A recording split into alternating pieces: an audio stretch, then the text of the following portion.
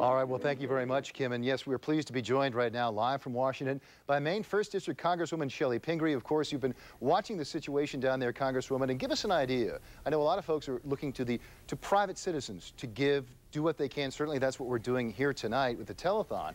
But what's your perspective from down in Washington? Is enough being done from the federal government, and is it being supplemented by what the private sector is doing?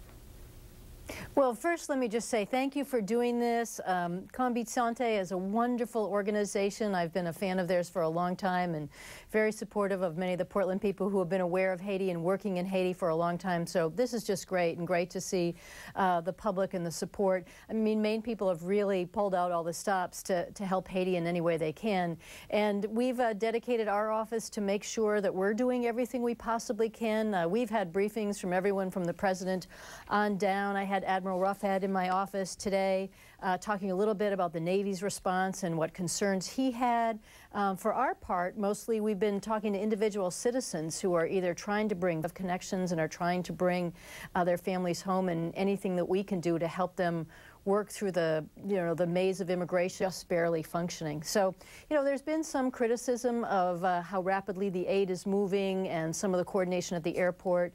But I think overall, we've been pleased to see the outpouring of response, both on the private sector and then really government pulling out all the stops. The president is tremendously committed to this. And as I said, the Navy, our troops are down there attempting to help in every way they possibly can.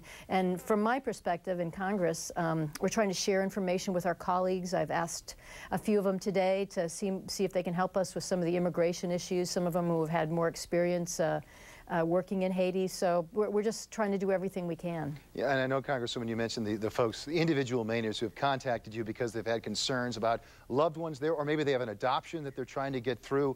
There was that other family that was talking about trying to bring up some children who are relatives to Maine, but they were concerned about the administrative fees to get that done. Maybe you can give us an update on some of those individual cases that you're working on. Not necessarily be specific about the families, but in general, what you're trying to do to help those folks. Well, absolutely. We're working with one family where the husband actually has an 11-month-old baby that he is attempting to bring into the United States. He married someone here in Maine and is hoping to bring that child up. The baby is currently staying with his mother, so we're working through some of the processes around that. There's another family that you may have mentioned that has, I think, 4 children under the age of 13. It's an uncle who would like to help them. One of them has some medical issues, and obviously they're on the streets. They're not in a home right now, and in difficult straits. There are different immigration complications in all of this, but again, the president has tried to loosen up a little bit of the policies to bring family members back to the states. Orphans are much easier to bring into this country right now. And then there's some of the challenges, as you said, paying for the paperwork, actually finding transportation once people do have the ability to move someone into this country. And we're trying to make all the connections we can through private channels, help people who are having trouble raising the funds to connect them with some of the organizations that are doing fundraising or have ways to help them financially. We're just looking for any way we can help to solve the problem. Sometimes you look at the magnitude of the problem down there and you think, okay, if we can help 3 families, does it make a substantial difference? And then on the other side you say, those are 3 families, individual children, anything all of us can do makes a huge difference, and that's the same as individual donations. I mean, you look at the number of people who texted to donate $10 on their cell phone and how rapidly it added up to millions and millions of dollars.